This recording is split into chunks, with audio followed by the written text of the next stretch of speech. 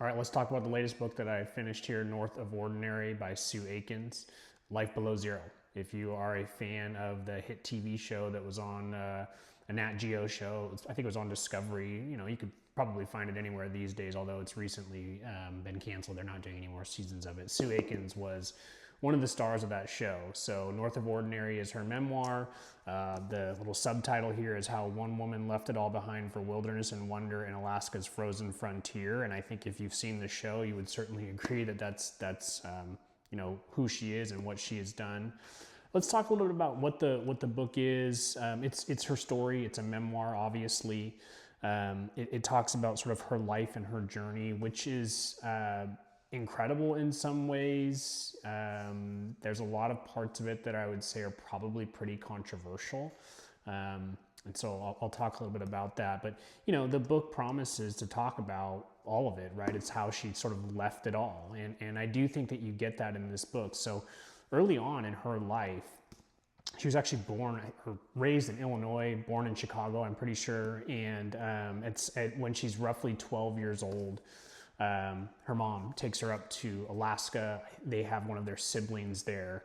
And what it all amounts to, right, and she goes into more detail, obviously, is that her mom, at 12 years old, essentially leaves her at a cabin. And that's it, right? I mean, she's left to fend for herself at 12 years old.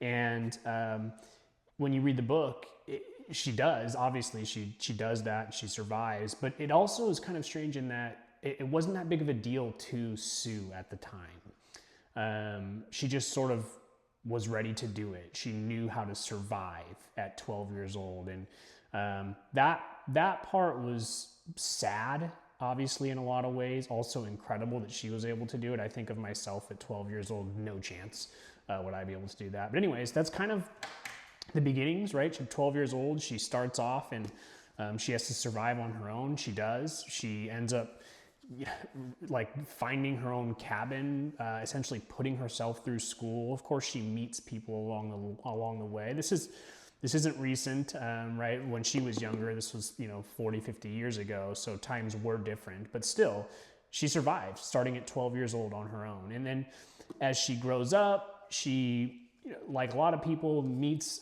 a man, ends up getting married, having kids. But when she gets married, it's down in the lower 48, and so she ends up settling down in Oregon, Portland area, having kids. And then kind of this is where the whole arc of the story comes in, is one day she essentially tells her husband and kids, when they are in their teens, I want to say they're 16 or 14. I mean, obviously she goes into it in this book, that she's not herself. She's not a city person. This is not the life that she wants to lead. And she's going to move back to Alaska and give it a go on her own in Kavik, which, if you're familiar with the show, you now know what that is. It's that outpost that they had there in Kavik, Alaska. And she wants to go leave it all and do this on her own. And she does. Her family even sort of supports her. And they're of the mind that, yeah, we sort of figured this would happen all along with you. And when you read it, it's obviously controversial, right? In some ways, it's similar, right? Her mom left her.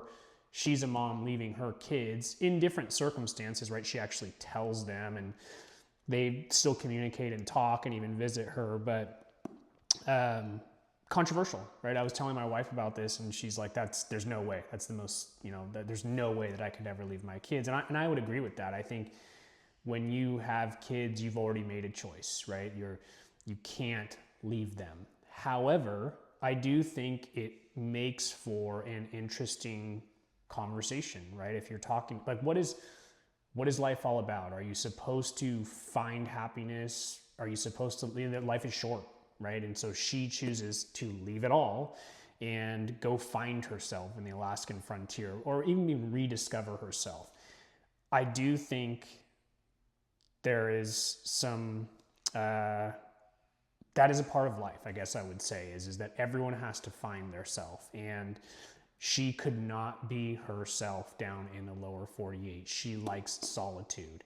And so I think it makes for an interesting conversation, an interesting debate. Did she do the right thing? Did she do the wrong thing? I mean, obviously, with the way her life turned out, things went really well. So it's if nothing else, it makes for good conversation. And I would certainly say that this book delivers. I mean, it's just a really cool story just to hear kind of her whole life and the troubles, the trials, the tribulations that she went through.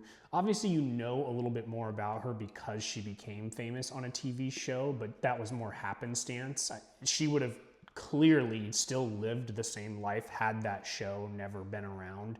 That's very obvious when you read this book. But, you know, a couple big takeaways that you get from this book. One, and she talks about this a lot, is that being alone doesn't equate to loneliness for her.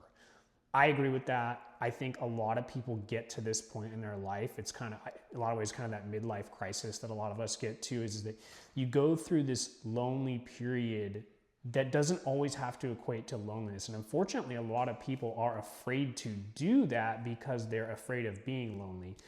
I think solitude is a really important thing. Does it mean that you have to find it out in the Alaskan frontier by yourself among the animals? No. I didn't have to do that. A lot of people don't have to do that, but that's what she had to do. That was her journey to find herself. Either way, I think being alone with yourself is a lost art. Here we are in 2026, and this book talks a lot about that. So I really loved that aspect of the book and sort of like what that makes you think about. You know, there's just that lonely period in your life where you're kind of in between who do you want to be versus who have you been, and this book is really good for that. The other big thing that, and where I think this delivers, is that she's clearly an inspiration. I mean, again, I know she did some controversial things, but a lot of things happened to her as well, and she talks about how that shaped her. But I mean, there are so many fans of this show that she talks about one little girl who ends up dying that did a Make-A-Wish to come up and visit her. Think about that, like a Make-A-Wish for a little girl who's dying of cancer, who just wants to go to Kavik, Alaska and see Sue do her regular. I mean, that's most people think about athletes or celebrities for that. Someone wanted to just see Sue be herself in her own environment. And, you know, she's clearly an inspiration. She's a no-nonsense type of person, lives her life the way she wants to live her life. I know that's a big reason why people ended up relating to Sue. The producers, the writers all talk about that too. And so I think that's an inspiration, particularly I would assume for little girls, which kind of gets to my last thing here is that who should read it? I think memoirs to me are the most, anyone can read a memoir because they cover so many things.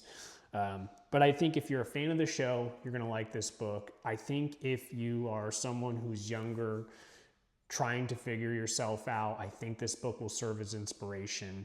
And then even there's those people that are in that in between, like I talked about a little bit ago, that are sort of like trying to find yourself. This is, whatever it is that you want to do, this book will provide inspiration, because go do that thing. She's all about be who you are, and this book is great for that. So I liked this book a lot. I really think it delivered.